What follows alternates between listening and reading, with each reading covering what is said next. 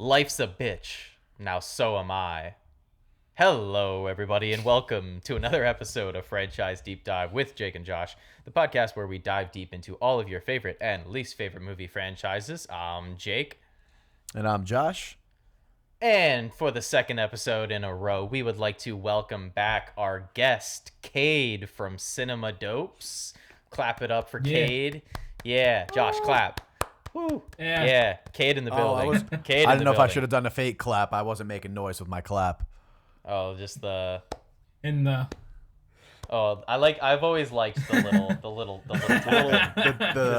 Dumbledore clap. Yeah, the Dumbledore clap. I'm sad we're not popular enough to make merch, Josh, because I was re-listening to one of our Harry Potter episodes the one day, and us emphasizing how much of an asshole Dumbledore is in those movies. I just want a shirt that says Dumbledore's a dick in just big bold or just font. Just prick. Just write prick and him. I like the alliteration with Dumbledore's a dick, though. I feel like that flows off the tongue a little bit better. Cade, how do you feel about Dumbledore in those movies? Completely off topic. Oh, he's a bastard, man. Yeah. Okay, yeah, we're all on board. Dumbledore's a piece of shit.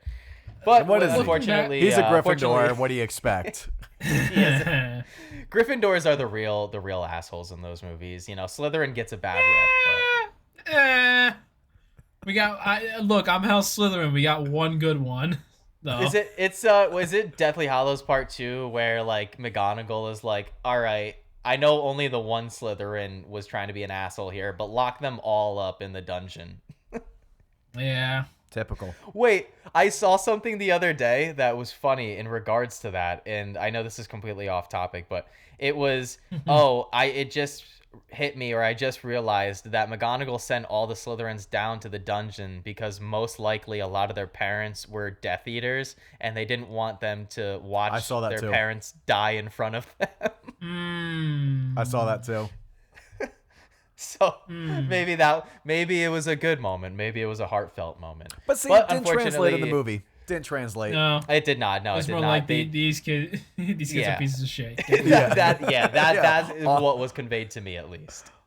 But unfortunately, we are not talking about Harry Potter today. We are continuing our trend of talking about the early Batman films. In the last episode, we talked about Batman 89, simply known as Batman.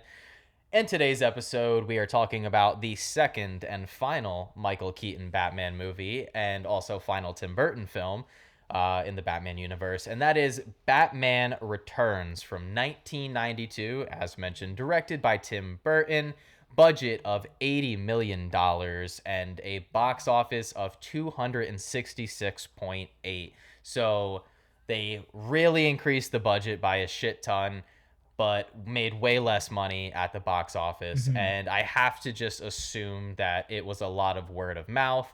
And we'll talk about the tonal shift this movie has as opposed to Batman 89. I feel like that's a big focal point in the comparison of those two films. But last thing is just Rotten Tomatoes score, 82% critic, and 73% audience score. So... higher critic score than the previous film, but lower audience score. And that, again, lends to that tonal shift. But I didn't read into a lot of behind-the-scenes trivia about this film. But the one thing, and I mentioned it on the last episode that I wanted to bring up on this one, and that is I kind of highlighted how, even though I wasn't in love with that romance in the first film because it felt kind of rushed, but Kim Basinger and Michael Keaton, I thought, had really good chemistry, and it seemed like they ended that film being together and like they were going to be in a relationship. However, Kim Basinger obviously not in this film. They do address it through dialogue, which I had also mentioned in the previous episode. Michael Keaton kind of has this little line and kind of writes it off. But apparently, it had nothing to do with a scheduling conflict or a pay discrepancy, which we often see in franchises, actors wanting more money and not getting it or something of that variety. But in this one, it was simply just a creative decision. I had read that Tim Burton just didn't ask Kim Basinger back, and the sole reason was just that he wanted his Batman films to feel almost episodic and standalone. So while even though they do mention Kim Basinger in this film in that little brief conversation, he wanted it to be as if you didn't need to see Batman 89 to watch Batman Returns and still enjoy it. So that's why, also to explain why you get a new crop of villains, even though in a very similar fashion, like Penguin has a line referencing what happened in the previous film with like Joker turning everybody into like, you know, laughing clowns and whatnot. So there are brief mentions to the first film, but I think they did do a good job if that was their goal of making a standalone Batman story. It really does. Like, I could show this to someone who didn't see the original one, and I don't think that they would be lost. And not sure if you guys feel the same way on that one or not, but yeah, it worked for me at least. Yeah, no, I didn't find it distracting. I kind of saw them as like this is just like another story with like just different villains, and I was fine with it. I didn't need like a direct continuation of the original, so I think that works all right. Plus, in my eyes, we get a better dynamic between Batman and Catwoman and a female interest. I really dig their chemistry in this one. Oh yeah, even more so than the first one. So, just get a plus there. I saw that the original screenplay for this I thought was absolutely ridiculous. Apparently, it was Penguin and Catwoman looking for hidden treasure. Oh, don't know how far that was gonna go, but it didn't work for Tim Burton. So he brought on a different screenwriter, I guess, who brought in the Max Schreck character working with Penguin to like kind of develop him as the mayor. So I wanted to get your guys' opinion on Max Schreck, right? Because he, Cade, correct me if I'm wrong, he is an original character to this film, That's right? An original character. He is not from the comics or anything. Not sure if you knew that, Josh, but like wholly original character for this movie. Like, how do you guys feel about Max Schreck? I dig him. I dig him. He's goofy. He is goofy. He is, but like, dude, he is like. I love how shrewd he is, and he like evil, but like he's not. He does refer to himself as shrewd in the movie. As when what? he's trying to, he does refer to himself as shrewd in the movie, like. When he's trying to like, I think he's trying to like justify himself to Penguin or whatever. Whenever he's like, because Penguin's like, we're both monsters, which I mean, there's so much to be said about like Danny DeVito as Penguin in this movie, and like I had texted you guys and said like he's unironically like my favorite thing ever, and I was only like half joking though, because Danny DeVito's Penguin in this movie is just. He is everything I want in a comic book movie villain. He is hammy, he's cartoonish, he's over the top, and also he is just absolutely vile in this movie. Like, from the way he sounds to the way he is just designed and his look, and that like just nails on chalkboard voice that Danny DeVito is projecting in this movie. It's like he's one of those characters where you can like look at them through the screen and you can like smell them through the picture. Like it, like they, like you know exactly what that guy smells like without even having to be in the same room as him. And those are like, I love, and that's another thing. Like we highlighted it last week. Like the best parts about Tim Burton movies to me are always like the music and, or I'm sorry, not last week, but in the last episode, but the music and the production design. Like he always does a very good job with the look of his movies. And I think he brings that even tenfold in this movie. Obviously increased budget, and I think you see exactly where it goes. There's a lot more work with extras in this movie compared to the first film. The sets feel larger, grander, bigger scaled. This like all around the film just feels like it has a lot more going on. But also, and I'm not sure if you guys picked up on this too, I'm always a sucker for cinematography in films, and especially when like a superhero blockbuster has really good cinematography.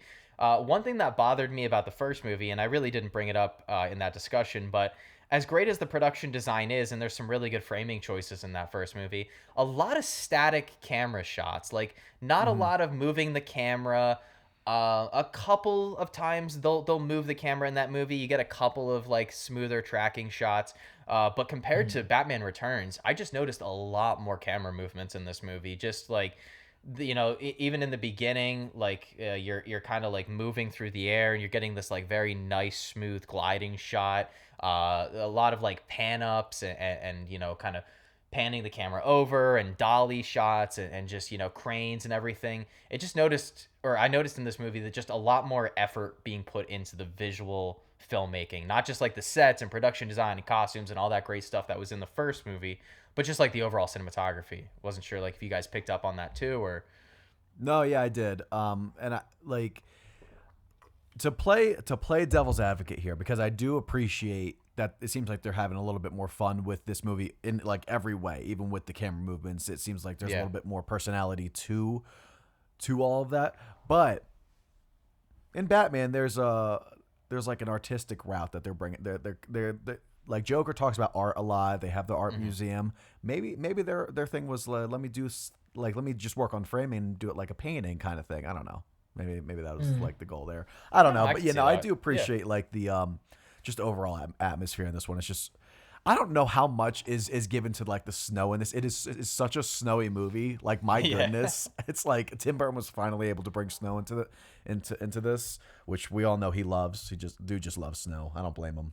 Yeah. But yeah, no, I did notice that though, that it was very was Batman more Dutch tilty than this? I'm trying to think of like this one for like Dutch tilts in general, because that one was like had a lot of Dutch tilts in '89. I think so. I don't remember anything significant like Dutch tilt wise in this one. Yeah, I think in '89 I definitely noticed a couple of those. Like I was getting like a couple of flashbacks to Kenneth Branagh's first Thor movie, where it's like every shot every other shot in that movie is like the Dutch angle tilt, and it just, at one point, like I like visual flair and style in my films and everything, but like at a certain point you're like, all right, Kenneth, I get what you're trying to do here, but like maybe we just relax on tilting the camera a little bit. But what about you, Cade? What did you think of like the visual style in this movie? Because like Josh said, it is a very snowy movie. Yeah, it is. I dig the vibe of this movie, like a lot more than I did with '89, because so with '89 Batman, it felt like Gotham City. That felt like a Gotham. This felt like a Tim Burton interpretation of Gotham more, besides the snow, because it has a ton more statues, like these big like gargoyle or like like these like gothic like Greek gods holding up stuff. Like that feels like Tim Burton to me there. It's like very weird and very like dark to see of all these different locations. And that just also fits with the tone of this movie, which starts with everyone thinking that they killed a fucking kid. Yeah. Yeah. That wild.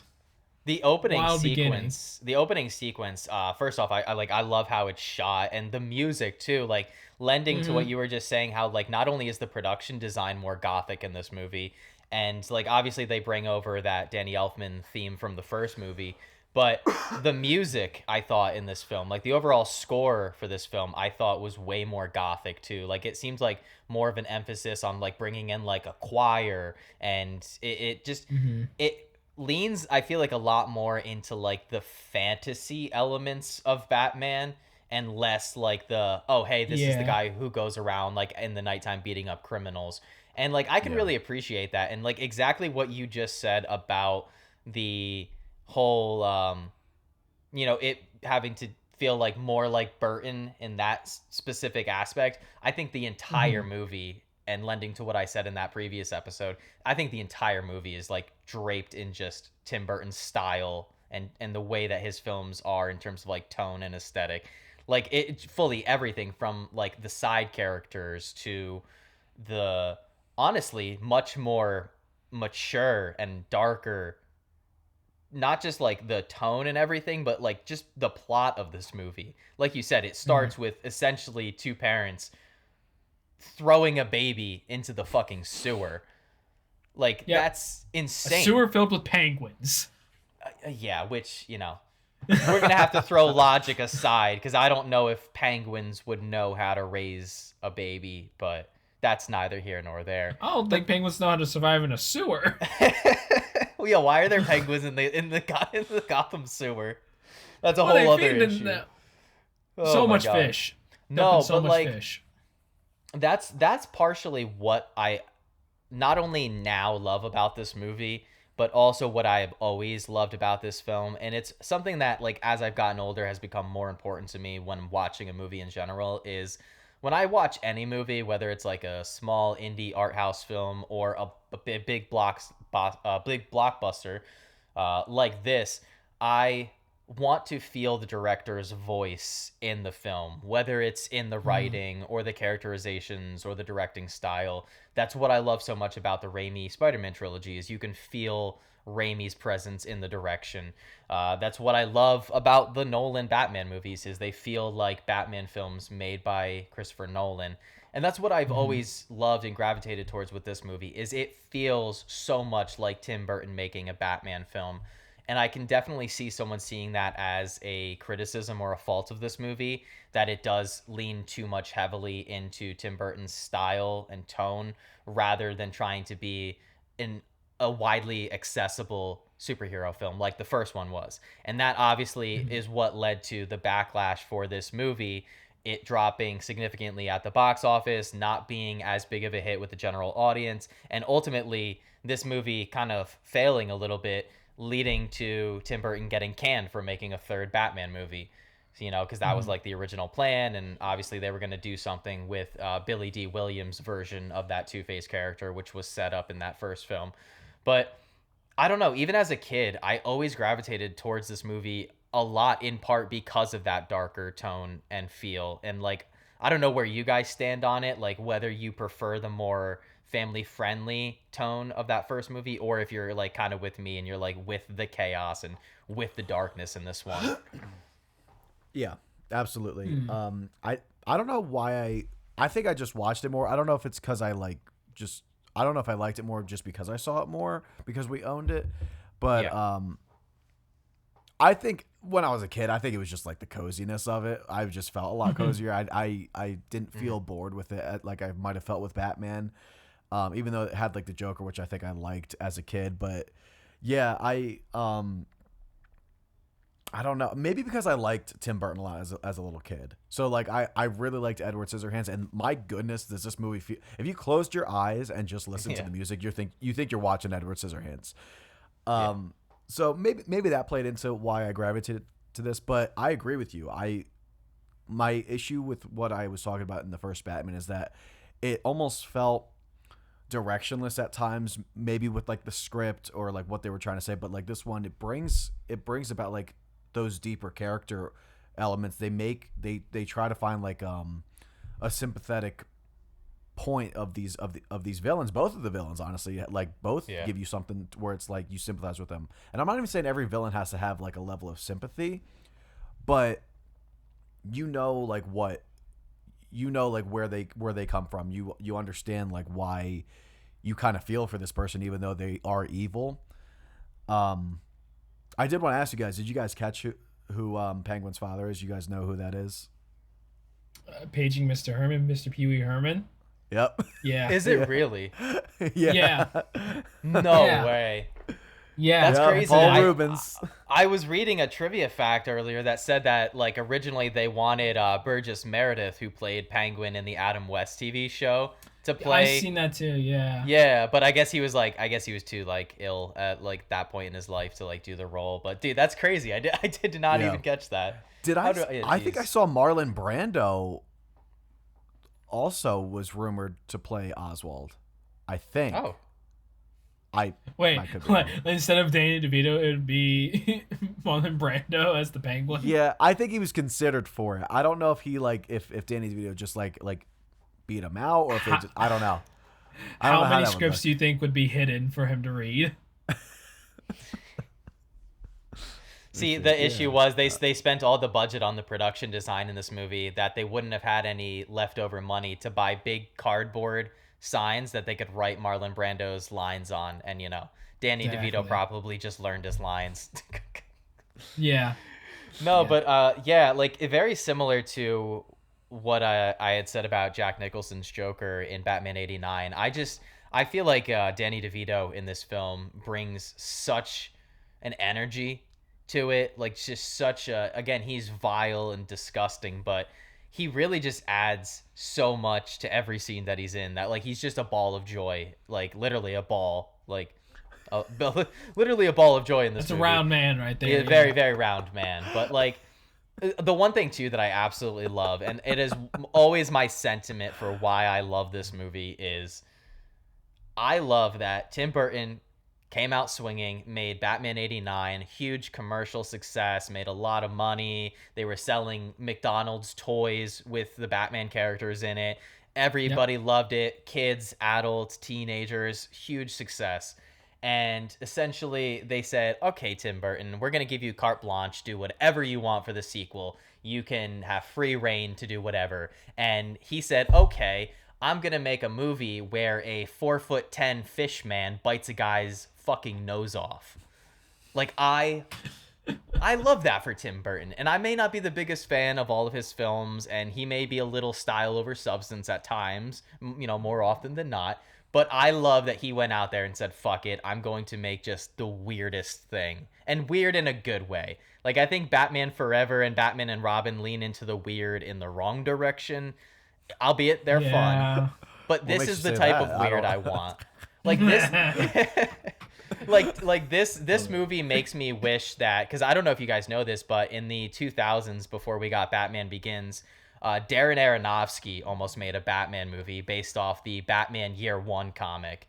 And it makes me, like, again, just miss the days, I guess, when we got superhero movies from auteur directors who had a very signature style. Because I think one thing that can be very criticized of when it comes to like the MCU is how so many of those movies look and feel the same.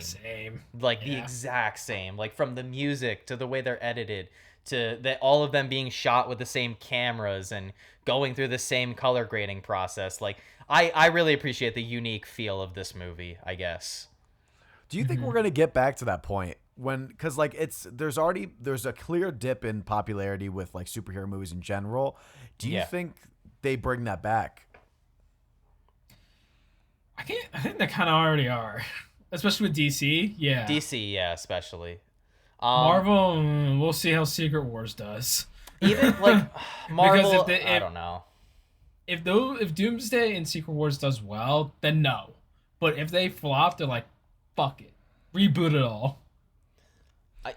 Bring in the best versions of everyone. Who cares? Well, that's why I'm so excited, at least more for what DC is doing right now than what Marvel is doing, is because I like that James Gunn has already come out and said, yeah, not all of our films are going to look and feel the same. The look, like the aesthetic, the way that they're directed, the tone, it's going to be whatever the story needs it to be.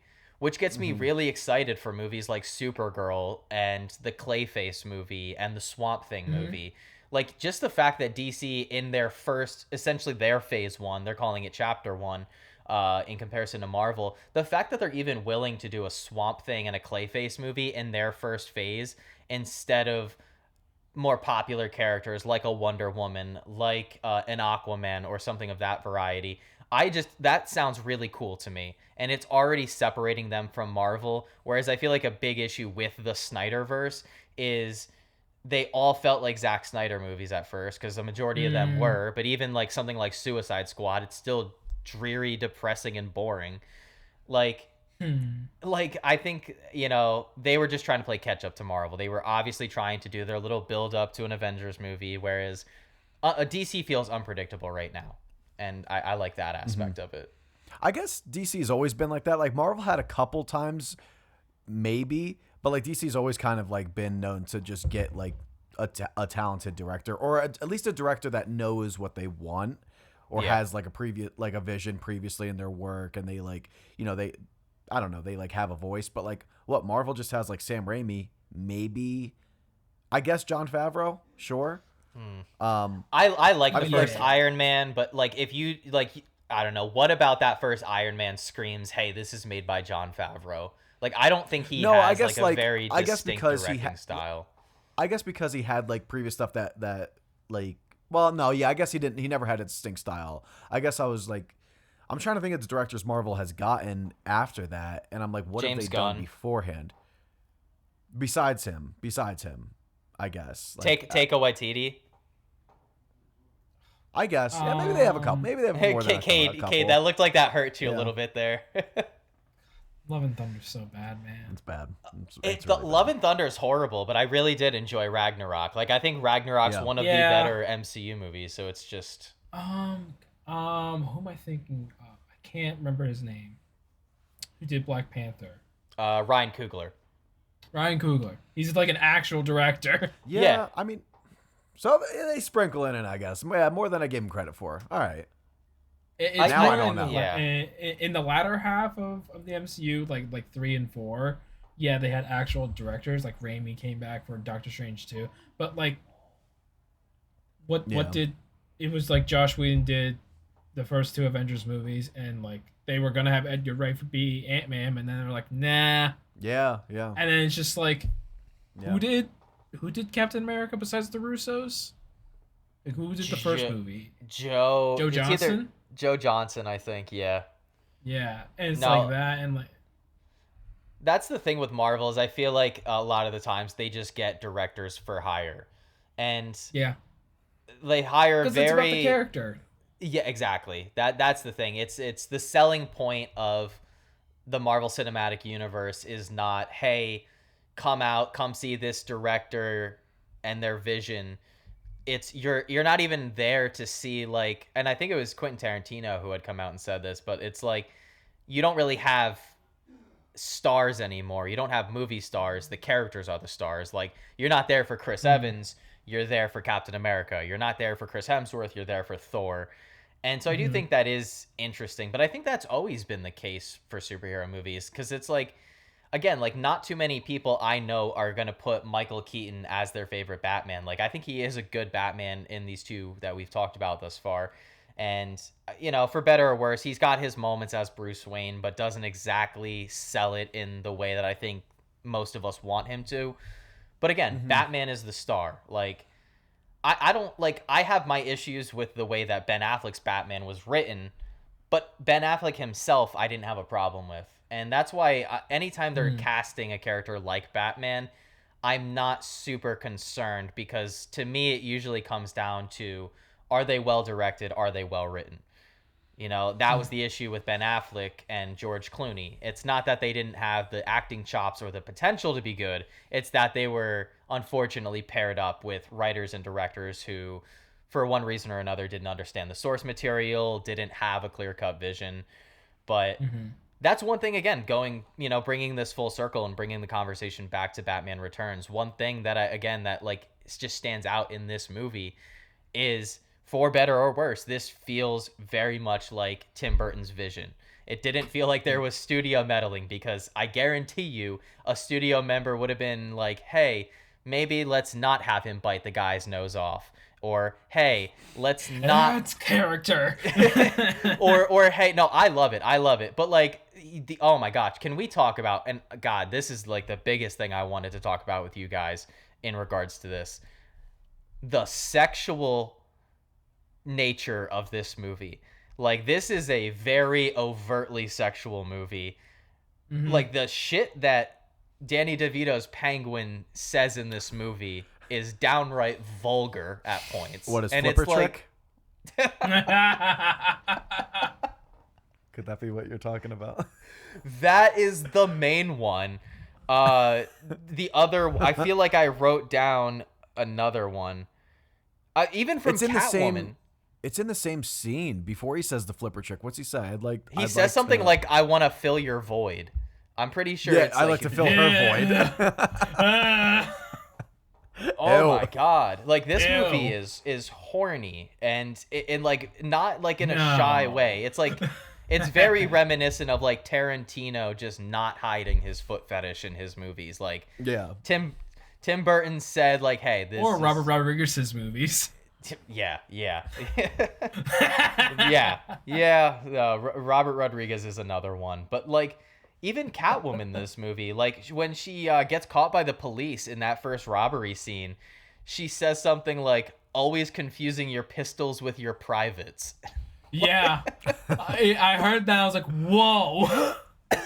Yeah, I had to do a double take, man.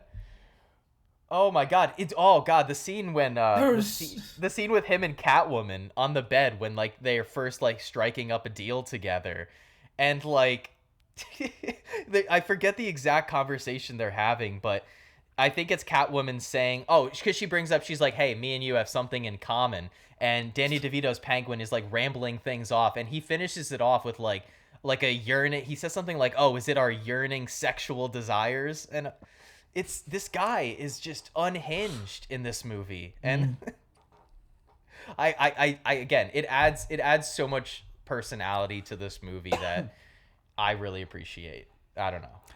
So who is the?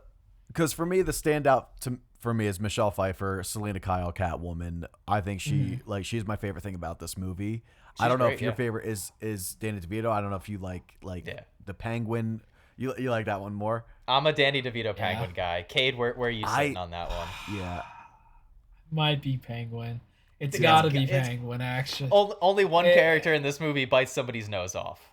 That's all I'm saying. But like in terms of like I like the different paths we're taking in terms of the script for these characters. Like I said, I think there is a deeper dive we're taking, but I just appreciate Selina's story and arc a little bit more. I think it I don't know, like well, she's a villain. She's not even like a no. I'd say she's like an anti-hero. She's an anti-hero. Yeah. But I love that because like you're with her when she's just this very like shy, reserved, like innocent secretary that gets like mistreated and stuff like that, and obviously really mistreated. She gets pushed out a window, but just that slow descent. She's like brought into like madness when she goes back to her apartment. She's just like destroying everything that reminds her of like that was her, and she's just completely like you just got getting this visualization of like her transition into this different persona. But her performance is just so good. It's my favorite one in the movie. I think she's just like really, really good. The best Catwoman we've gotten. I don't think that's really saying much, but I like Zoe Kravitz more. Oh, I need to see more from her. I guess I forgot. I kind of forgot about the newer one, to be honest with you. Yeah. I still comparing her and Anne Hathaway. Yeah, pretty much. And Halle Berry also. Can't forget about that. Oh my god, I forgot about that. Yeah. She might be the best one, actually. No, I love Catwoman is great in this movie. I may like Danny DeVito's Penguin more, but I think Catwoman is like a very fun character. You are right. You do get to see her transition. They do one of my favorite classic movie tropes, which is to make a character look like ugly and disheveled. They just put glasses and like mess up their hair a little bit. Like it's very much, what is it? Do the right thing? No, not do the right thing. Not another teen movie. Not another. Yeah. Like all those like old like 80s and 90s tropes. She's got glasses and a ponytail. She just needs to take her glasses off and let her hair down. But yeah, one. I'm not sure if you guys. It's like probably the most well-known behind-the-scenes fact, but that scene when she enters the convenience store and she uses her whip to knock off the mannequins' heads. She knocks off like 3 in a row, all in the same shot. Like it's an unbroken shot.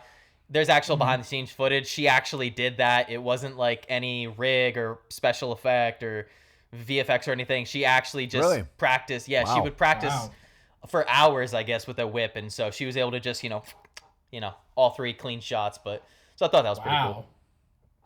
Yeah. That's really cool. Yeah. I didn't know that.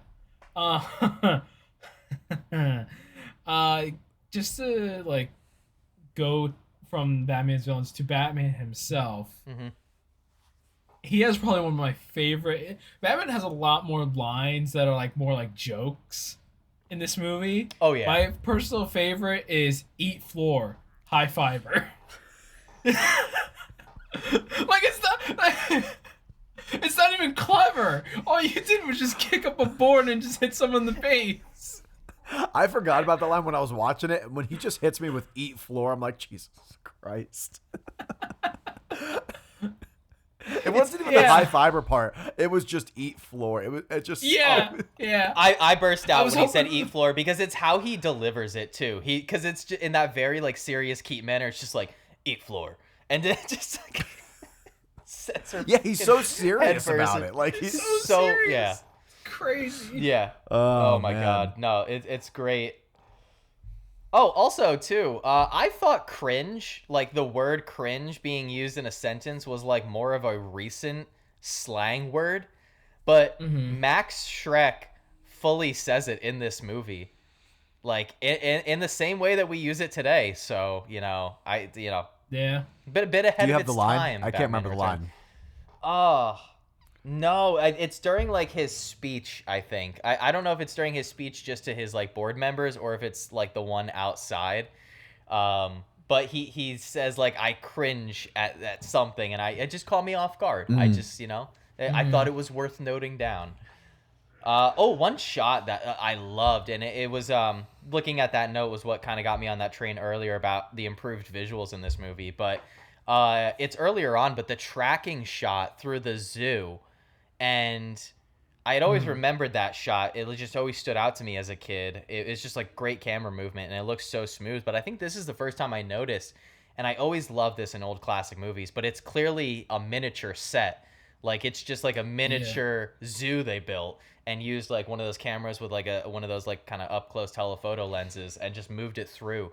But I just love that. That's just like that practical effects nature of 80s movies that you absolutely love. And this movie has the benefit of coming out, I think, 11 years after the Donner Superman movie, the original, which again, I love. It has its charm, but it is very cheesy, and some of the special effects have not held up the best.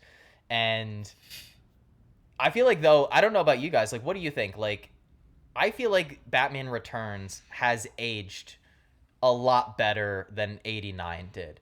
Like, it felt less dated in a lot of the different facets, like whether it be like the filmmaking, the effects, or just like the tone and stuff. I don't know. What do you guys think?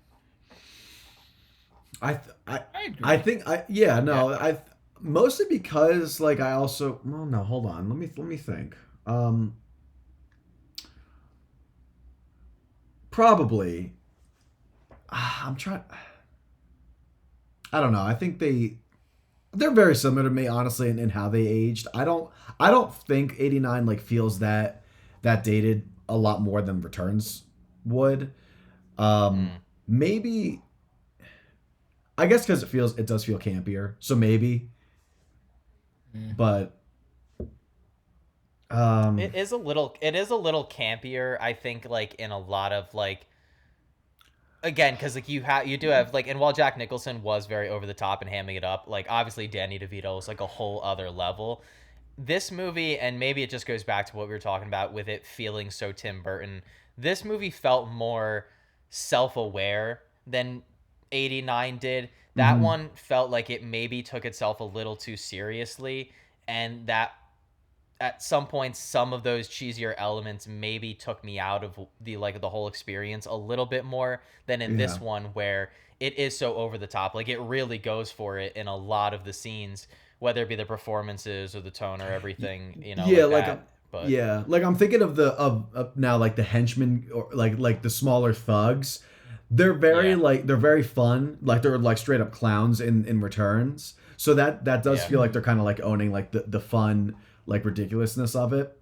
Whereas like in Batman, they feel like very much like caricatures of thugs, like the guys on the rooftop and stuff like that. So I think that can come across as like more silly, maybe. So yeah, I guess it is. I guess I get where it could feel a little bit more dated, but also maybe because I am thinking of Returns bringing up those like more mature, and it feels like a little bit more adult. So maybe that's also why that I like that I think it maybe aged better a little bit more. But I'm trying to think here. I didn't really get your guys' opinion on it, but how do you guys feel about Max Schreck yourselves? Well, no, Cade said, but I guess I didn't hear what Jake said about how he feels about Max. Wait, I missed what Cade said about him. Like you said you liked him, right? I thought he's a very good. Well, it's Christopher Walken. It's gonna be goofy either way. That's he's gonna be. Yeah. But I think he does a pretty decent job at playing like this sleazebag businessman. He's like the anti Bruce Wayne, pretty much. Yeah. And he's a good foil with Catwoman and like gives her good motivation to like wanting to take him down and his businesses. That's why she specifically attacks like his business and no one else's. I think what really like the only thing that I think is kind of it feels like that they forgot a little bit about his character near the end of the movie. Like I feel like after the gala, he should have been like, "All right, yeah, just don't hurt anyone. Like take me instead." I feel like after that, it's just like Joaquin Phoenix just like forgot his character, and he's just like, why am I here? Yeah. Up to the point where like when he's near the end where he's about to shoot Batman and he takes off his mask like, Bruce Wayne, why are you dressed up like Batman? What are you talking about? You're a businessman. How like did a gas leak happen in your brain? What happened? No, I didn't even think about that. He is so shocked. I think you kind of hit the nail on the head though when you said it's Christopher Walken. And that's like the issue with Christopher Walken in every movie he's in, whether it's Dune Part 2 and like anything. I can't take him seriously because it's Christopher Walken. He is such a like character and has so many like quirks like in his personality and his manner of speaking and just like the cadence of his voice that it's so hard to take him seriously. But the one thing that I am kind of interested to get your guys' thoughts on with this movie, because it didn't strike me until I was watching it last night, and obviously just thinking of things to talk about and discuss in this kind of podcast setting. But a lot of times there's a lot of superhero movies that get criticized for, I don't know if there's a perfect term for it or a phrase, but just the too many villains problem. Amazing Spider-Man 2, Spider-Man 3, like they get criticized for having too many villains. But I never see Batman Returns lumped in with those films, and I think for very good reason, because when rewatching it last night, it did click with me that I think just enough time is dedicated to each of those three characters, Danny DeVito's Penguin, Max Schreck, and Michelle Pfeiffer's Catwoman. I think enough time is dedicated to those characters, and they get just enough screen time to where they don't feel overbearing, but they also don't feel bare bones. Like, they feel like they're just given enough attention that they all feel like genuine characters and not just kind of like pieces to move the plot along. So it worked for me.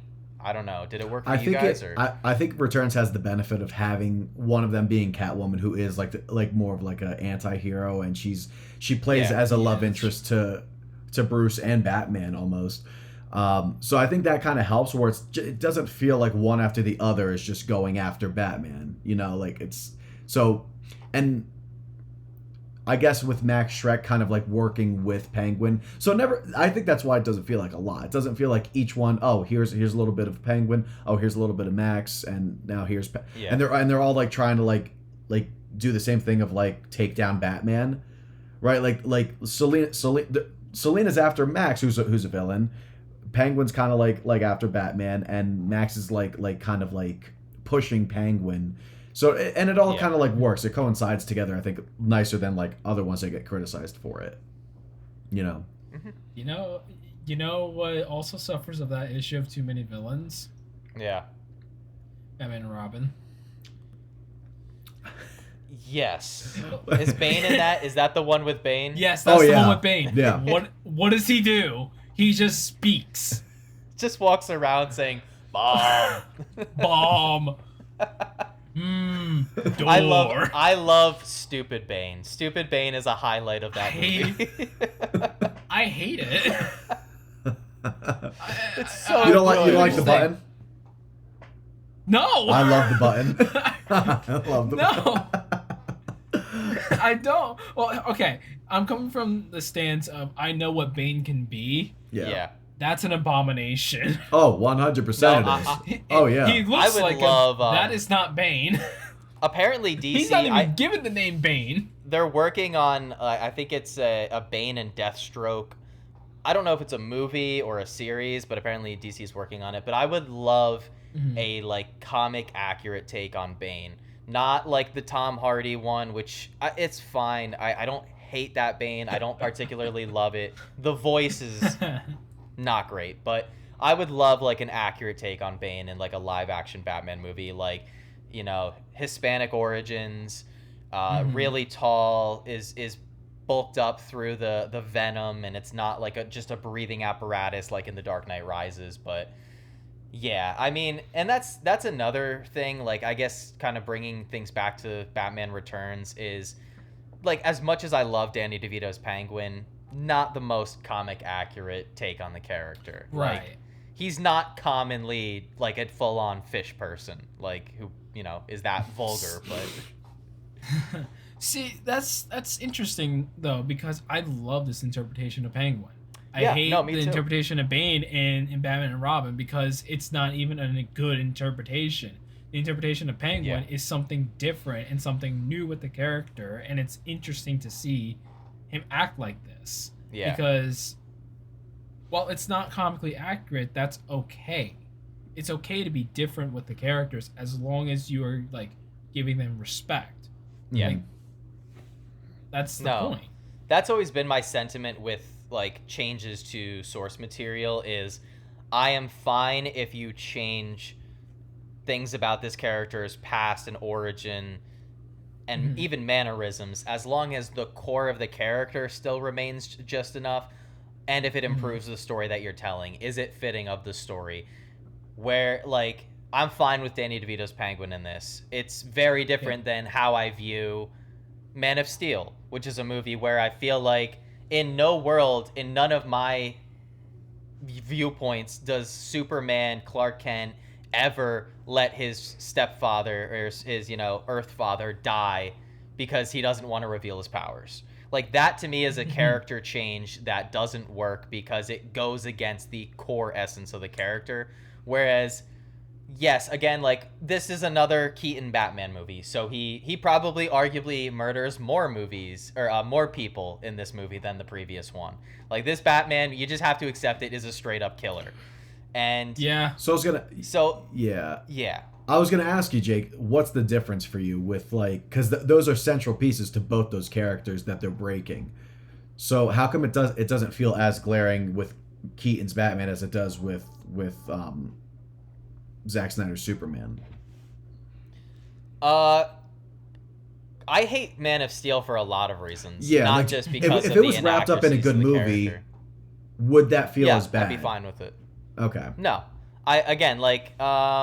so one thing I hate, one change that I don't like in the, like, say the Tom Holland Spider-Man trilogy for the MCU is I think they really forgot to nail that broke down on his luck struggling Peter Parker aspect. Like, he's always had a lot of support, a lot of love and friendship in those movies, to where I like seeing my Peter Parker struggle. It's just I think that character is at his best when he's struggling. However, I still give all of those movies positive scores because I think they are, for the most part, pretty well written. I think each one improves on a visual level, whether it's like cinematography or just action choreography. I think those are good movies. I have a lot more flaws in Man of Steel than just... Yeah. I've always said, I don't think Man of Steel is just a bad Superman movie. I think it is a bad movie structurally and from a lot of other, like, filmmaking standpoints. So I guess that's the difference. There's more issues with that movie. Yeah. But, yeah. But Jake, Paul Kent went to stop him from using his powers. He put his hand up. Was like, no. It's not his fault. His dad said no. Mini rant. The whole reason that the whole fucking reason that Pa Kent dying in the original Superman movie works is because it sets Clark Kent on a character arc of, oh, even with all of these powers, I still can't save everybody because his dad dies of a natural heart attack, not a fucking tornado. Oh my god, it's so fucking frustrating, the decisions in that movie, but that's not here nor there. Now what if Paul can what would have been really funny is if they doubled down on it, and in Man of Steel, Paul Kent also had a heart attack while the tornado was happening. So it's like gripped his chest and then fell over, and then Superman just saw his body just flying, his limp body flying into the tornado. No, because that would be fun, and Zack Snyder hates fun in his movies. Well, yeah. But no, you know what would actually make Man of Steel better? You can have every single thing stay the same and not change a single plot detail, but just have Danny DeVito play Pa Kent. Right? Think of every bad movie and then just change one of the central characters to Danny DeVito, and it instantly gets better. Detective Pikachu, you make him fucking Danny DeVito instead of Ryan Reynolds. Dude, even good movies. It works with good movies. Think of Last Temptation of Christ. Switch out Willem Dafoe with Danny DeVito. Come on. It instantly... I think we just even found if that out movie's Jake's, not a Jake's 10 out favorite of 10 actor. for you. No matter if he wants to admit it or not, Jake's favorite actor is Danny DeVito. Clearly. You know what? I'm very excited for Scream 7. You know what would make that movie better? If Danny DeVito was a Ghostface killer. I mean, you want to talk about giving yourself away. No. Here's what they do. Like, I mean, there's no secret. Here's what they do.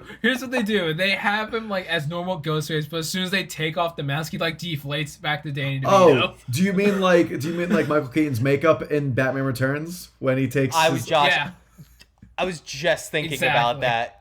Exactly. Yeah, dude, for some reason it took until 2022 to have a Batman where when they show him without his cowl and mask on, he still has like the black face paint. Like, I don't know why they have to be like ashamed to show that. It's like, what?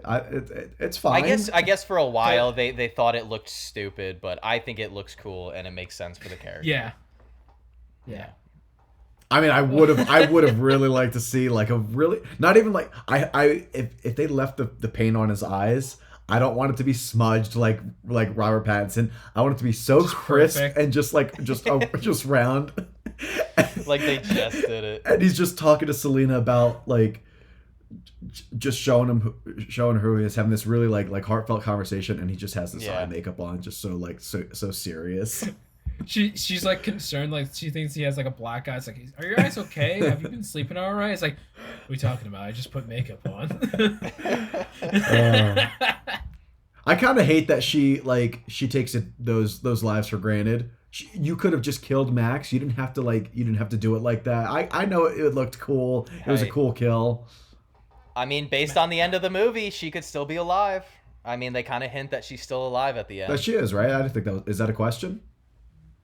Yeah, I think she's alive at the end. Yeah. I mean, they don't fully show her, but like they show her like shadow. So I think that's. I thought they just show her like come up in frame. Yeah, they don't show her face. They show like the back. Yeah, it's not even like a shadow. She just stands up and looks at the sky. Yeah, she looks at the bats. Yeah, it's like just her just standing up. Do you? So I gotta ask. The heavy hint. Speaking of like supernatural stuff, like Catwoman taking like 6 bullets to the chest and being like, I still got like 2 more lives left, and electrocuting herself. How about that whole ending with Penguin being carried off by the penguins? You think Batman saw it as like, I'm hanging up the cape. Fuck that. Just fuck this. Gotham can handle it now. I just saw a ball of a man get picked up by a bunch of penguins and carried into the ocean. I'm done. This is too much, man. I thought I was living in the real world. It's just like he's like, I've seen a lot of shit. I've seen a lot of shit, but that is where I draw the line. I saw my parents' killer come back from the dead. Like 2 years ago. Like, what's going on here? What's in the water here? Dude, I will say though, with the music, like Danny Elfman's music, when Penguin rises up from the water and then the blood just like waters down, I love that shot with the music when he's like walking. It's like so like it's like really sad. I love that part when he's like approaching him, like struggling to breathe. Oh, we didn't talk about it too much. The music in this film in general, I think, is even better than I do too. Batman 89. Yeah. Like, it takes all the it's almost like what we talk about with a lot of the Halloween movies, where it takes that like central theme that they created in that first one, that very triumphant Batman score, and they add on to it, and also just the other little, scenes where there's just like these little musical motifs. It's just, I feel like this one has more of like, I mean, we talked about like the darker tone and aesthetic, but it almost like through the music has just like a darker sound to it too. Like some of the tracks feel like they could be from a horror film. Yeah, and I think it also plays into it, like and at the same time feels like it kind of feels like a play for Christmas time. So like it really embodies this like holiday dark gothic like just Christmas Batman tale. And like who doesn't love Christmas Batman? Oh my god. I love Christmas Batman. Christmas Batman's always great. It's like that and Halloween. Those are like the two big holidays to like have Batman be in the central story. And also it's probably the most stressful time for him. Because he's like I'm assuming like weeks before he's like, the holiday coming up. Dude, you thought Santa's job was hard? Batman's got it tough on Christmas Eve. He's like, who's gonna break out now? It's gonna be the fucking Joker again. Is Bane gonna show up and break my back again? Like, what's going on here? Yeah, Batman does not have a good time on those holidays. But I will say maybe Thanksgiving they give him a little bit of a break. Like just I don't know too many. Batman the one he can't celebrate. The one he can't celebrate. He ain't got a family anymore.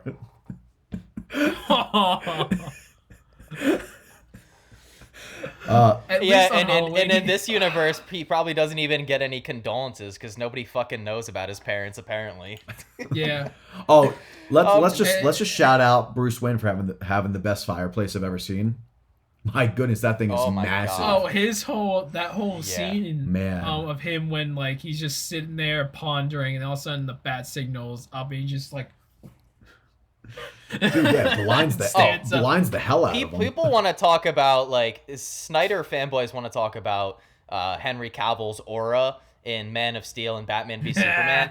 Michael Keaton's aura in both of these Batman movies is unmatched. He is just sitting there like moody as hell. The light, like he's just sitting in like the pure dark. Like there's not a single light in the room. He's just he's just waiting for someone to do, man. Like just give this it to Batman me. has a lot of free time. Yeah. He's wondering, should I start that book?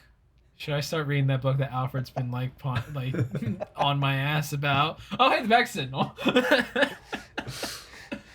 I like I like when he's when Penguin's like controlling his car and he rips it off and like, but it's all like all the controls are fucked up. He's just like, that's funny. And he's like slowly like getting more stressed out. And I love when his Batmobile turns into like a hot dog. It just goes through the buildings. Yeah. Dude, that's something that we haven't brought up in either discussion for either film yet. I adore Michael Keaton's Batmobile design. Like it is by far and away my favorite Batmobile. Oh, you don't like your favorite isn't the muscle car? No, the muscle car is cool. I like it. It's got its own. I like it for its own reasons, but there's just something so comic booky about Keaton's Batmobile that I just absolutely love. I don't like the Tumbler. I'm not a fan. It doesn't quite. It's appropriate for that story and that universe. But it's like not the one of my favorites. I like that more. I despise the Bat. I hate it. Yeah, I'm not, don't like it. I hate it. Yeah, not great. Nothing beats the Batwing. How do you guys feel about because I highlighted it a little bit in the first one, but just Keaton's bat suit in general, because I love the little splash of yellow in the logo. I love how dark black it is. Like it's such like a charcoal, like pure black color to it. The contrast is great. I like it. I like a little gray. I keep talking about these Arkham games, but that is my perfect bat suit right there. I love it. Even that's fair. Even Robert Pattinson's, that one doesn't feel as like, if I'm remembering, it's not as like pitch black. I do like Keaton's I do like Keaton's design. I hate Christian Bale's. I absolutely hate it. Like that almost like I like the suit in Begins. I don't like yeah, the suit it is in better. Dark Knight. It's so polished. It's like although Keaton's is kind of polished too, but I think it just looks a little bit more like I think Christian Bale's just ugly looking. Keaton's isn't ugly looking. I don't like the design. Yeah. Cade, where do you land on the Keaton suit? You know, the Keaton suit in general is a really good Batman suit, but again, you can't discredit the animated series and like Mask of the Phantasm. It's like Josh is right. A little bit of gray is always good. If there's a happy medium, it's a little bit of gray with that yellow logo on his chest, and that's fair. Like the cowl and everything, like nothing tops for me when it comes to like a Batman suit up scene. Definitely not those shitty Schumacher movies. Those are. You don't like the butt cheeks? No. Nothing. The bat nipples. Nothing beats the bat nipples. Yeah. Nothing beats the suit up scene in Mask of the Phantasm, like when he first dons the Batman mask. I do think that is the best. Yeah. No, 100%. I like, again though, like kind of how I feel like certain elements of like the Nolan films are very good for that specific type of Batman, the more grounded, realistic take on the character. Similar to what I was kind of talking about, how much I loved in that first Batman 89 film, how they present and capture the character. A lot of heavy shadows and very dark, dimly lit lighting setups. Yeah. And they carry that over in this film. I think the pitch black Keaton suit with that little splash of yellow in the logo and the belt. I love the utility belt also. Yeah. I think that color combo and just, again, how dark black that suit is, it works really well with the Tim Burton aesthetic because it is so heavily focused on using those shadows and keeping Batman very obscured because I don't know about you guys, but in The Dark Knight Rises, and especially that really shitty Flash movie, Batman looks so stupid and silly when he's shown in broad daylight. Like the character just does not work when he's shown during the daytime. Like, say when you want to show Bruce Wayne walking around in a nice suit in the daytime, be my fucking guest. But when you're showing Batman, I think that character and the way he's designed and the color scheme, it only works when you show him at night or in like a dimly or darkly lit room. Like, he works best when he's obscured. I don't know. Yeah. That's just where I kind of stand with it. But then, how do you control that though when you're doing like a whole like? They're not always going to come out at night. Is it too unrealistic then if you have everything happen at night? Like, how do you balance that? Because in the Burton ones, they only show him at night and it works great and I'm never questioning it. I don't really remember them showing him in daytime during the Dark Knight. But I'm saying, like, things happen in the Dark Knight during the day. So how does Batman take care of those problems then? Because it's Bruce Wayne. Yeah, he goes as Bruce Wayne. He drives his fucking Lamborghini around. Ferrari. Yeah. Yeah. Crashes into a cop car and doesn't get arrested. I'm already watching a comic book movie, so I can suspend my disbelief that things only take place at night. Some characters look great in the daytime. Superman looks awesome when the sun is shining. Batman looks like a fucking clown. So keep him to the nighttime. I think I have also another little happy medium for live action I feel like they have never tried. I think they should is make the back of the cape blue. Yes. Instead of pure black. Make it blue. I'm on board with that. So that way it looks a little better in the daytime. It's not just all black. Not entirely blue, because I like that outfit, but I like it for the animated version of Batman. Like the gray with the blue and the yellow. Yeah. I don't know how that would work with live action. So I would love to see I'm it just done saying, in live Cade, action. I think like kind of like Pattinson's suit with the blue on it could work. Like a dark navy blue maybe. Like something that can like pop a little bit so that if it's ever in the daytime, it's like doesn't look as weird to see someone in like gray and black all bright in the daytime. It's like plus also Gotham's a very dingy city, so it's always going to be like smog everywhere. Like there's never gonna be a clear sunrise. You go to Metropolis for that. Yeah, I 100% agree, Cade. That is actually my wish for the DCU Batman. Because that's the one, like, obviously they're keeping the whole Pattinson thing separate. That's like an Elseworld story, at least for the time being. Yeah, who knows? We'll see if they ever end up tying that in. But if they do keep it separate, I would love for the new, like, Brave and the Bold, which is what the rumored Batman movie is for the DCU. I would love if they just add in that little splash of blue in the cape, just because we've never seen it in live action. So just for the sole fact that it would be something different than what we're used to. Because, I mean, like, we've seen so many variations of, like, all black, black and gray, gray and black. Like, let's do something new, just for once, you know? And before they do blue and gray. Yeah. Like, I would love to see it. Before they do the blue suit. Like, they might. Yeah. Possible. No, yeah, like, I could totally see it. So, fingers crossed. We'll see what James Gunn has in store for that Batman movie and what they're doing with that. But, yeah, I mean, in terms of, Batman Returns, I didn't take too many notes. It was Cade, I think, took more notes than me and Josh combined on this movie. We cannot go and end this episode without mentioning one of the funniest shots in the entire movie. Yeah. And that's right after Batman defeats Penguin's plan to, like, take over the Batmobile or whatever. Mm-hmm. That shot of Penguin jumping up and down on the steering wheel. It looks so goofy. Dude, when I see, like, there's gonna get, you know what, this movie's dirty enough. I can get a little dirty here, but when I see like on Instagram, just the memes of what your girl sees when you're on top, and it's just Danny DeVito just like bumping up and down. I'm just like, oh, Jesus Christ. Yeah, it really is. It's Penguin pack shots. Everything he does in this movie is just like comedic gold. Like, yeah, dude. Oh, we didn't even talk about the one line, but when he first bumps into like Catwoman is like broken into his lair or whatever, his fucking fish lair.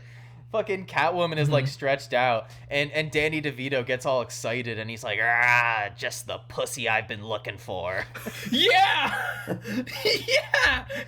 I completely forgot about like that. I almost spit out my drink when I was watching that. Oh, also too, I don't know if you guys noticed how much foreshadowing there was with Catwoman's character. Like, before Selina Kyle gets pushed out the window and resurrected by like cats. Or I guess that's the, like, insinuation. Like, the amount of times, like, they'll say something, like, cat reference to her. Like, she messes up something in the office, and Max Schreck is like, sorry, she's not housebroken. And I was like, yeah, I see what you're doing there. I see what you're doing there. You're not sly, Batman Returns. You can't get that by me. Yeah. I'm trying to see here. I have a couple more notes. I didn't take a lot because I just realized a lot of what I was doing was just like, I really enjoy this set, and this is a really good location and a cool shot. One of my favorite scenes, like actual like favorite, I think it's like one of the best scenes in the movie, is Selina and Bruce like at the dance when they're like dancing and talking. I love that scene so much. I think that is their peak chemistry moment, just like back and forth. There's one thing I just have to get out that I don't really think makes too much sense, but it's such a nitpick. I understand like her realizing the connection when he says her line, the kiss can be even deadlier. When he says it, it's almost like he realizes she's Catwoman just because he says it. But how does that make sense? It's something like she would only make that connection because like as soon as he says it, it actually makes me chuckle a little bit. He like says the line, and then he almost like realizes it before he even looks at her. And I'm just like, well, how does he know that she's Catwoman from him saying that? But Josh, like, he's the world's greatest detective. Yeah. I forgot. Duh. I think you fool. But other than that, I love that scene so much. I think it's because they said that exact line as Batman and Catwoman. Like he said something about the mistletoe, and she said the line that he repeats back to her. as Bruce Wayne. I think she said that ending line. So when she started that quote as Selina Kyle, he repeated it to her. Yeah, okay, so they kind of be like, I know who you are and you know who I am now. It's like Rachel and Chandler. Wait, so he said the mistletoe line? I know. He said the mistletoe line to her? I think so. Okay, if he did, then that makes more sense then fine. Okay. Yeah, I'm pretty sure. Yeah, he does say the missile. Then that makes sense. Earlier in the film, I that works. Remember that? Yeah. Then that works. Then you know what? I love the scene even more now. Thank you. No, I'm glad you brought that up because we talked about it, I think, a little bit in the previous episode because I thought he had excellent chemistry with Kim Basinger, but yeah, he has him and Michelle Pfeiffer in this film, like really explosive on-screen chemistry. Like again, like not to be like too juvenile, but like there is weirdly a ton of sexual tension between Batman and Catwoman in this film. Probably more so than even like Zoe Kravitz and Pattinson, and they really attempted in that movie too. Yeah. But like obviously like it's no like I'm not the first person to call out how like sexed up they do Catwoman in this film. Like, you know, I made the joke in our chat yesterday that like 80s Kim Basinger in that film is like, hey, classic Hollywood beauty, like nice girl next door vibes, and then you know, Catwoman in this film is like, hey, it's the 90s now and you're going to develop a leather fetish. Like that, like they, again, like everything in this movie is just like Tim Burton was just like, they were like, are you sure you want to go that far, Tim? And he's like, he almost probably got offended for being yeah, why the hell that. not? Like, what are you talking about? I'm Tim Burton. You think I'm not going to go that far? Which again, I love it also as just like a time capsule. Because I think we are past the days of getting a big budget mainstream superhero film that is as weird as Batman Returns is. Like, I don't think we're going to get one of those films in today's day and age. I think we're past that, which sucks, but it is what it is. Yeah, we're not going to get a scene where all of a sudden Penguin just becomes God from the Exodus, like in the Old Testament. It's like, I'm going to take all your firstborns. Yeah.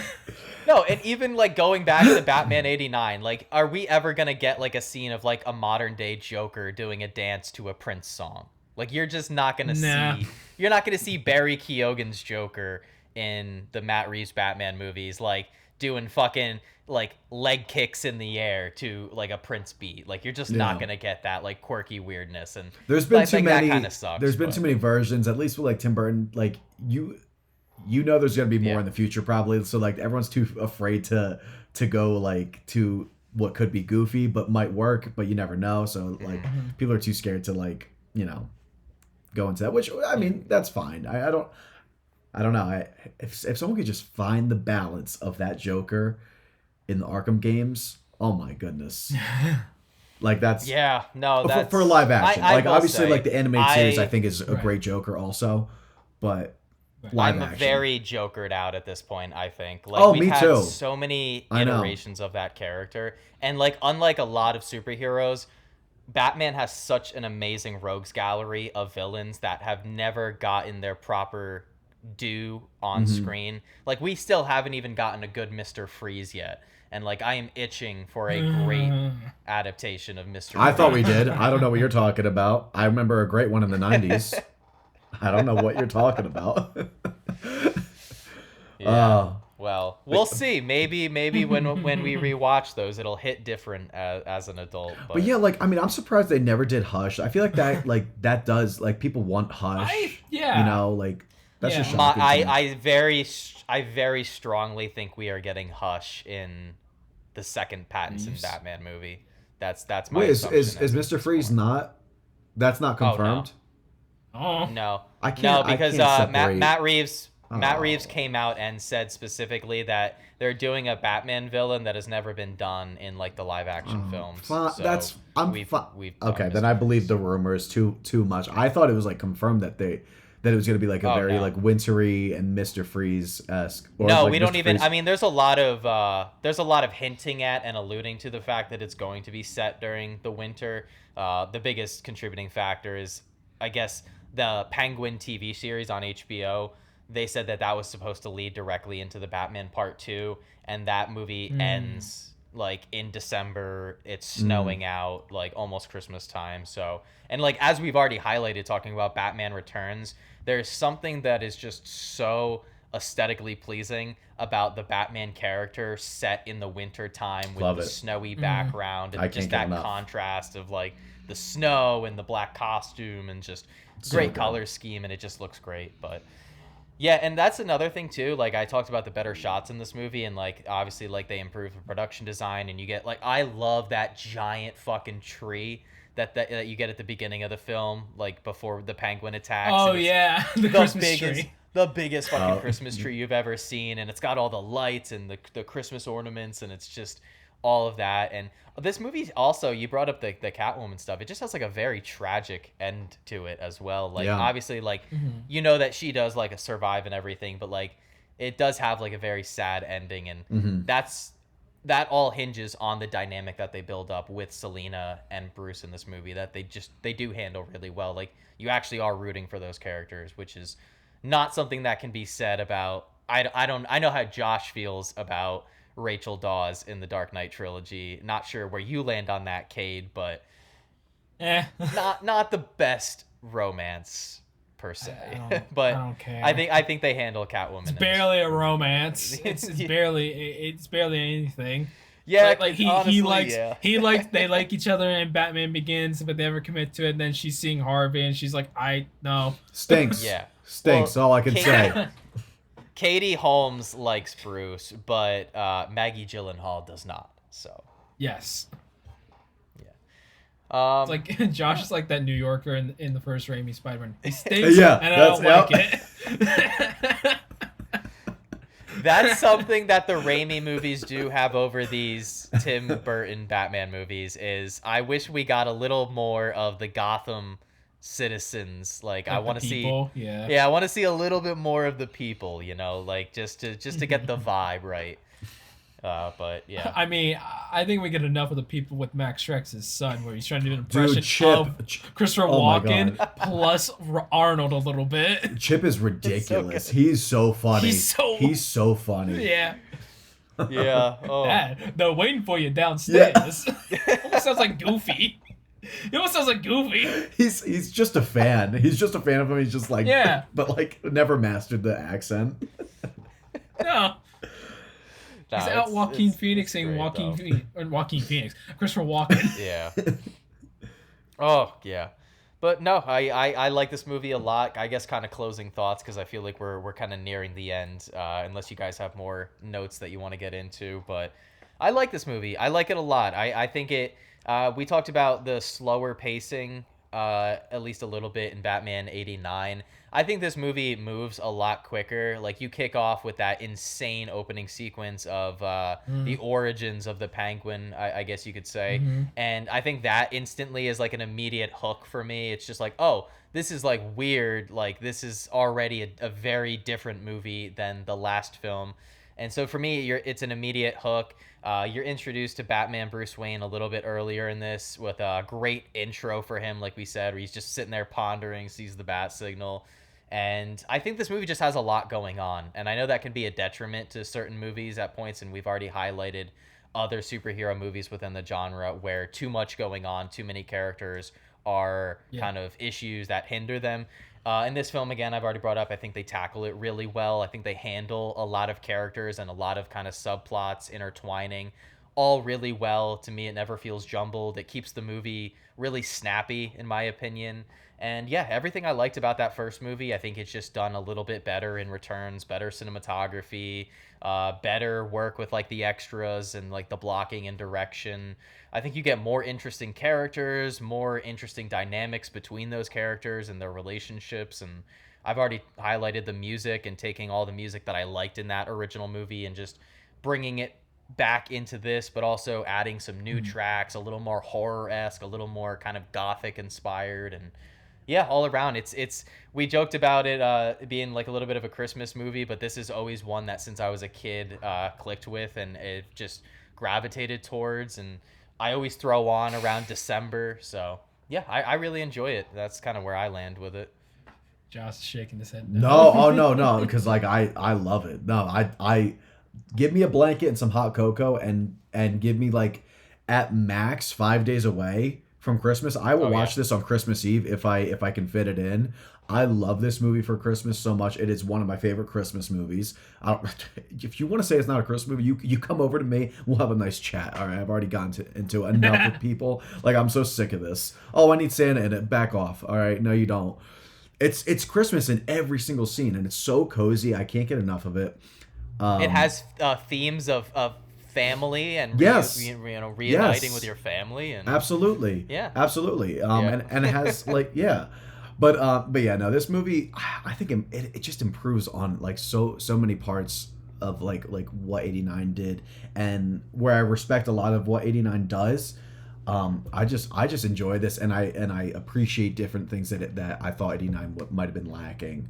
That both have really good opening credits, but I love just being taken through the sewers with like behind the baby carriage. I think that's like such a powerful opening with that music. It's just so moody. It's very like sad too, and it just carries that theme across the whole movie, and I think it works really well. I never feel like they struggle jumbling as much as they're like trying to like do in this. I will say the third act, I think both of these movies struggle with the third act a little bit. I think the whole penguin rocket thing is a little silly. I like it, but like I don't know if it works for me. Like I don't know where it comes from. It feels very out of nowhere, and it feels like it ends very quickly. I'm still kind of struggling with the plan, with what that was for. I don't really know. It's just it's Penguin crashing out. That's all it is. Yeah, he's just having a crash out. Yeah, yeah, he's having a look. It makes no, and I think that's because initially like they were gonna change. That's another like rewrite that they did, because like I think that was a different plan, that they were gonna have Max Schreck and Penguin be brothers. Oh, like be biological brothers. Oh, so they were gonna relate them in that was like a plot line they had, but they just kind of dumped it. Like the early on, because it was like it kind of doesn't make that much sense, but it would have fit more with like the like you got rid of the firstborn, me, so I'm getting rid of your kid. Yeah. It's like that kind of whole deal. But I actually I don't know the like to make them siblings. Can someone tell me the literal sense of the rockets? Where did the rockets come from? Why are the rockets? I think you're thinking about this way too much, Josh. Yeah, I guess I think you're am. thinking about it way. I think you're thinking about it way more than they thought about it when they were writing it. That's some Adam West Penguin shenanigans there, man. But honestly, Josh, I like the end with. This is not a plot movie. This is a vibes movie. Dude, I can't. I'm gonna watch it a few times in December. I love it so much. Oh man, it is right from the get go too. Like I don't know if I mentioned like the interiors of the Cobblepot's house. Like is so like cozy and warm. Like there's like it's like that orange lighting that's like so cozy. They and, like, balance warmth and coldness and like chill so well. Yeah, no, 100%. Yeah. Cade, closing thoughts. No, I'm just having a drink from my ice cold water. Like, gotta stay hydrated. You gotta stay hydrated. The heat's getting to me. Stay hydrated, folks. No, but yeah, I mean, I feel like we've kind of covered a lot of the elements of this movie. Not sure if you guys have anything else you want to break into, or if we should get into ratings, or. I'm good. Yeah, no, I'm solid. Right. I'm solid. Cool. I feel like we got a good amount of airtime out of this one film, so. I mean, I kicked us off last time, so I guess I'll just kick us off again. Gonna get clean with it again. I enjoy this a lot more than I do Batman 89, but it's hitting a lot of similar beats. I just like the setting and a lot of the other elements. Just, a little more going on in the plot and characters. So I'm gonna give it a clean 8 out of 10. It's one of my favorite Batman movies on just like a personal enjoyment level, and it's always one that I've clicked with, and I'll just keep rewatching it throughout my life. Like Josh said, usually around late December.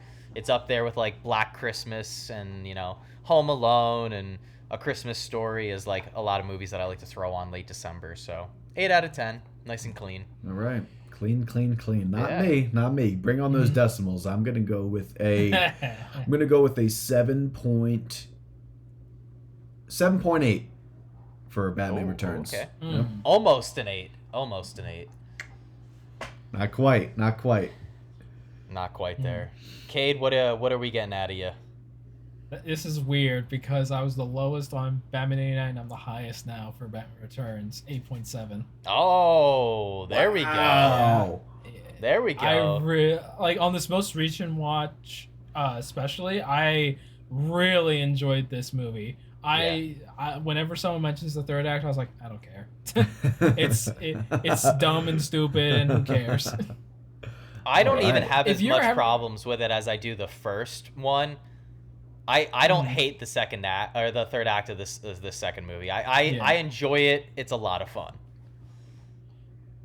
My whole argument with that is if you have a problem with that, you should have a problem with Danny DeVito as the Penguin in general, because the entire movie he's just a goofball. Like, you have a problem with that, but not him as the Penguin? Come on. Yeah, Josh. Hey. Yeah, Josh. You can't. Get out of here with your criticisms. Bump that score up. Let's get it to an 8, buddy. Come on. All right. Well, guys, that was a lot of fun. I really enjoyed returning to both of these Tim Burton Batman movies. Had a really good time talking about it with you guys. It was probably one of the more fun episodes that we've had. So it's been great having you on, Cade. And again, thank you for coming on and helping us thank you. do these movies. Yeah, of course. Lending us a little bit of your Batman expertise and whatnot throughout these two films. Very excited to be hopping on the Cinemadopes podcast to talk about Batman Forever and Batman and Robin.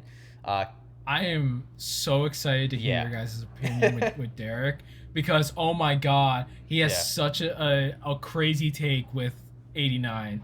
Now, I'm just it always pleases me to hear someone's like reaction to that. Oh boy. Oh, all right. So we already got a lot of fun in store for that. So that's gonna air what? Is that gonna air a week after this episode, Cade, or is that gonna be 2 weeks after? I think by the time it airs, it will be the first week of December. This episode is airing December, or the Batman Forever? The Cinemadopes. The Cinemadopes okay. It would be December 5th. That's when it's airing. Okay, so then that might all air the same week, because I think with our release schedule, I think we have Back to the Future end of November. So then you guys might be getting all that's weird. Wait, that's weird. We're also doing a Back to the Future Are you guys episode. doing Back to the Future as well? Yeah. Yeah, that's weird. What a coincidence. Yeah, I'm not excited. I don't love those movies that much, but I know Josh. I like the first one enough. It's fine. It's fun. So crazy. They're a tad overhyped. They're a tad overhyped. There's a little too much, incest for me, but just a little. So you hate Game of Thrones? Got it. No, because Game of Thrones, it goes all in on it. Like, I feel like. I feel like it only. If you got it, Jake wants it all. Its toe. Yeah, you can't just dip your toe in. You either go all in or you don't go in at all. We're not just testing the waters here. But either way, yeah, guys. Again, this episode is airing on YouTube. Obviously, we do air most of our episodes on Spotify, Apple Podcasts as well. The two biggest the two biggest podcast platforms. So you can normally check us out over on there on Franchise Deep Dive, and then again, obviously, we're here on YouTube on the Former Film Student YouTube channel, where I post other movie and TV related content. Josh, if you would like to plug our socials. All right, people. Yeah, you know the drill. Instagram. That's our main platform. I mean, I haven't gotten one email from anybody, but if you want to, franchisedeepdive@gmail.com. But over on Instagram at Franchise Deep Dive, let us know what you like between 89 Batman and Batman Returns. I feel like I've been seeing a lot of love, like the last 10 years, more and more for Returns, I think. Yeah. So very interested what you guys like, and comment, DM us, whatever the things you want to see in the future. Just let us know. We'll be happy to incorporate it into our schedule. Oh yeah. Let us know in the YouTube comments as well, guys. Let us. I'd also like to know, what do you guys like more, 89 or Returns? And also let us know your history with these movies. I feel like I personally have a lot of nostalgia for both of these movies. And also, when we're on Cinemadopes, I'll bring up a lot of nostalgia for Batman Forever as well. Very vividly remember the VHS cover of that. But yeah, Cade, you got anything else?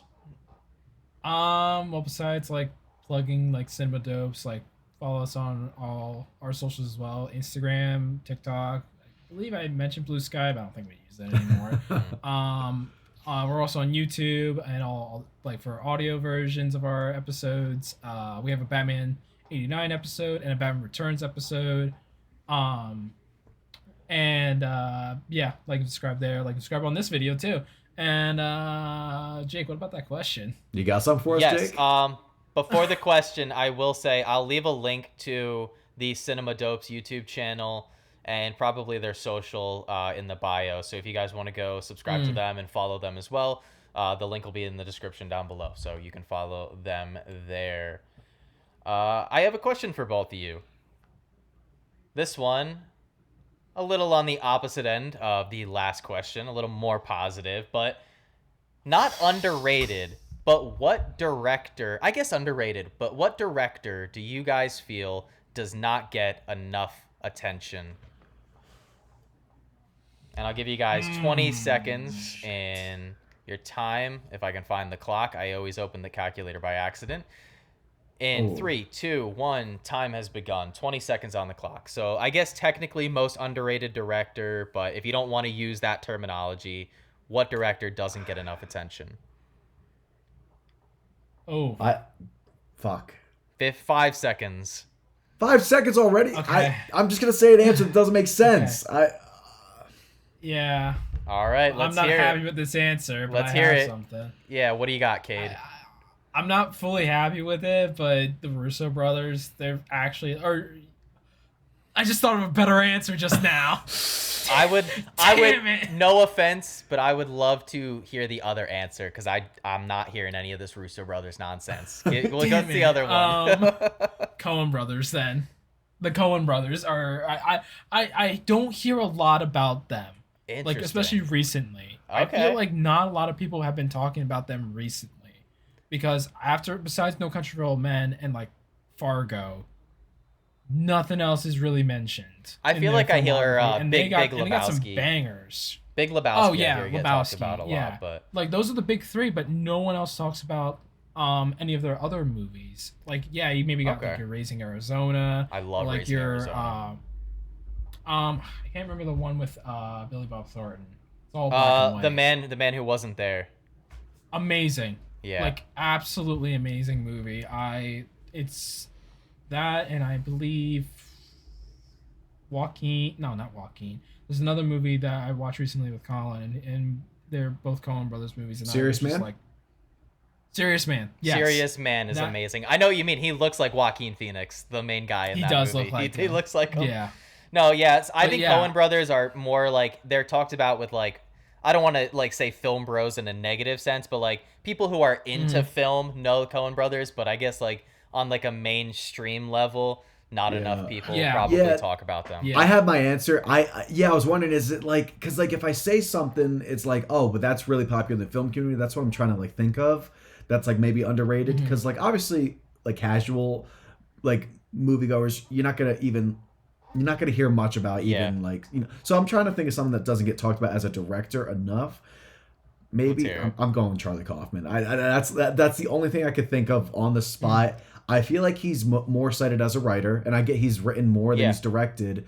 But his debut is my favorite movie of all time, Synecdoche, New York. But yeah, I mean he's got Anomalisa, he's got I'm Thinking of Ending Things, and so yeah, I think maybe not as much appreciation there for as a director. So that's my answer.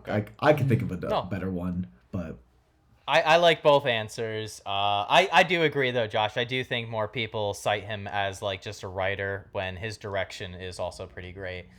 I'd like to shout out David Bruckner. I think David Bruckner he's not like one of the best filmmakers of the last 10, 15 years, but I feel like he's made a lot of interesting stuff. I really, really liked his Hellraiser remake. I really enjoyed The Ritual on Netflix from him, which was like a really cool horror film. He's got the best segment in the first VHS movie, Amateur Night, which is like the only good segment in that movie probably. But yeah, I like David Bruckner a lot. And Right. he's someone that even like in the film community people don't talk about enough. So yeah. Cool. All right. Well, like we said, guys, next our next episode is technically going to be on joining the Cinemadopes podcast. We're going to be talking about Batman Forever and Batman and Robin. So follow them to look out for that, since we don't know exactly when that's going to air. He said probably first week of December, which is when Most these likely, episodes, yeah, which is when these episodes are going to air too. So catch us over there. And yeah, we don't know what we're doing after that on Franchise Deep Dive after the Batman movies. We haven't thought that far ahead yet, so hopefully by that time, maybe we'll figure it out. But either way, guys, thank you again for listening to Franchise Deep Dive. Hope you enjoyed us talking about Batman Returns. Thanks again, Cade, for joining the episode. We had a lot of fun. Yeah. Thank you, Cade. All right. Well, Later, people. Yeah. all right. Goodbye, guys.